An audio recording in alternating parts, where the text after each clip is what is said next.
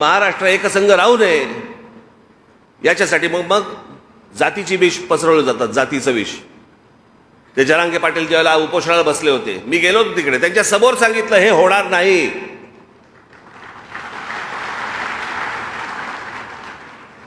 होणार नाही याचा अर्थ होऊ नये असा नाहीये.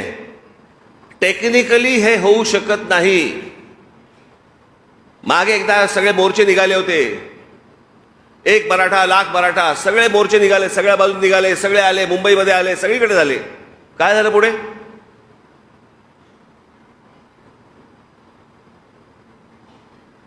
महाराष्ट्रामधल्या माझ्या मराठा बांधवांना, भगिनींना माझी हीच विनंती आहे, यांच्या भूलतापांना बळी पडू नका.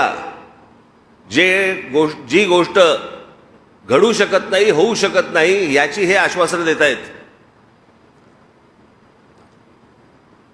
आज विषय आहे मुलांच्या नोकऱ्यांचा, मुलांच्या शिक्षणाचा. महाराष्ट्रासारखं प्रगत राज्य शिक्षण देऊ शकत नाही, नोकऱ्या देऊ शकत नाही. बाहेरच्या राज्यांमधली लोक आम्ही पोसायची आणि आमच्याकडचे लोक आंदोलन करणार.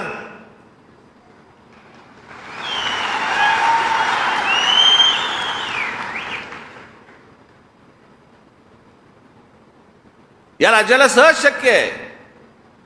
येणाऱ्या प्रत्येक जन्माला येणाऱ्या व्यक्तीला शिक्षण आणि रोजगार देणं हे महाराष्ट्राला पूर्णपणे शक्य आहे.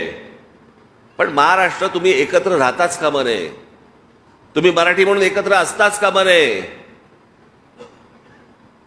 महाराष्ट्र एकसंघ राहू नये, तो वेगवेगळा असावा. मग वेगवेगळ्या जातींमध्ये विष कालवायचं, आणि विष कालवायला तर नेते बसलेलेच आहेत. मग मराठ्यांचं झाल्यावरती ओबीसी उभे राहणार, ओबीसी उभे राहिल्यावर अजून कोणी उभे राहणार. आमच्याकडे महापुरुषांचा वाटप तर झालेलाच आहे. हा या जातीचा महापुरुष, हा या जातीचा महापुरुष, हा या जातीचा महापुरुष, हे करून ठेवलं याच लोकांनी. तुमची जेवढी मतं विभागली जातील तेवढी यांच्या फायद्याची आहेत. तुम्ही एकत्र महाराष्ट्राचे मराठी म्हणून जर समजा एकत्र आलात, हे यांना नकोय, या देशालाच नकोय. हे तुमच्यामध्ये विष कालवण्याचे धंदे जे सगळ्या सध्या सुरू आहेत ना, हे बाबांनो ओळखा. हा फक्त महाराष्ट्रामधल्या मराठा समाजाचा विषय नाहीये, हा प्रत्येक राज्यांमधल्या त्या तिकडच्या समाजाचा विषय आहे. एका जातीबद्दलचा विषय जर समजा उद्या कोर्टामध्ये गेला तर या देशातल्या प्रत्येक राज्यामधल्या जाती उभे राहतील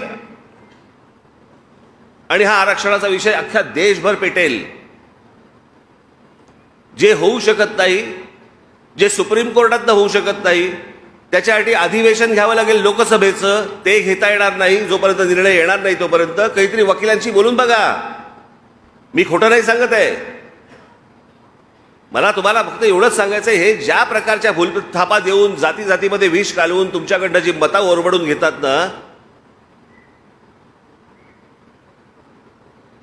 आणि ज्या प्रकारची प्रतारणा जे तुमच्याशी करतात, ही मला असं वाटतं तुम्ही ओळखणं गरजेचं आहे, आवश्यक आहे.